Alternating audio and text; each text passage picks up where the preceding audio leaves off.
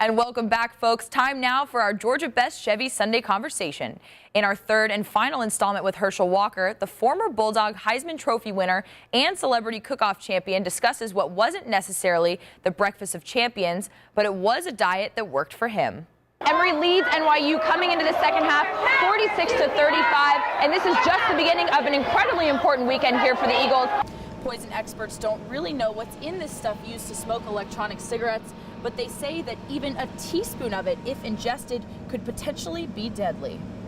A week ago, Susan Weidman was convicted on charges of racketeering and mortgage fraud, and today as she stood in front of the judge with her attorney awaiting her sentencing, the judge noticed that she showed little remorse for her actions and didn't understand the gravity of her crimes, and as a result, he showed her little leniency. Now to a developing story. The turmoil in Ukraine today, pro-Moscow demonstrators seized a government building.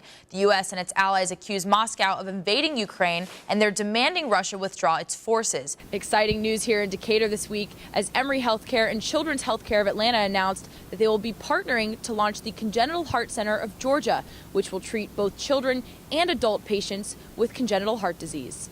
This is the home where one woman says that Debt Stoppers failed to file paperwork that she says could have saved her house from foreclosure.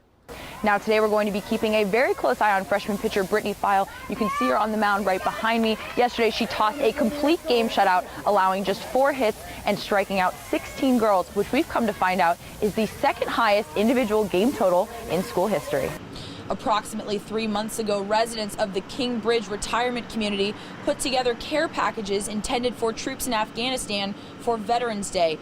And today we found out that most of those packages never got there. And in fact, they're still sitting in this DeKalb County post office right behind me. You know, Zach, this is not the normal Jake Davis that we're used to seeing. He's only put up 9 points so far this game. The Hawks came back from 17 points down to beat the Knicks last night, and they did it without Paul Millsap, who was out with a knee contusion. Thanks, John. Coach Lagos, quite the comeback for your team in the second half. What do you think changed? After years of legal battles, Ingrid says that for now she will remain in her apartment, but that one day she hopes to own a home again after the mark on her credit clears. From Powder Springs, Sam Bleiweiss, Channel 2 Action News. 2 other individuals are already serving time for related crimes. And today's sentencing wrapped up the investigation that we've been following since Weidman was indicted in 2011. In Cobb County, Sam Bleiweiss, Channel 2 Action News. The post office says that they will be sending these packages out first thing tomorrow morning. In DeKalb County, Sam Bleiweiss, Channel 2 Action News Night Beat. One of the many goals of the Congenital Heart Center of Georgia will be to seamlessly transition their patients from pediatric care to adult care. In DeKalb County, Sam Bleiweiss, Channel 2 Action News.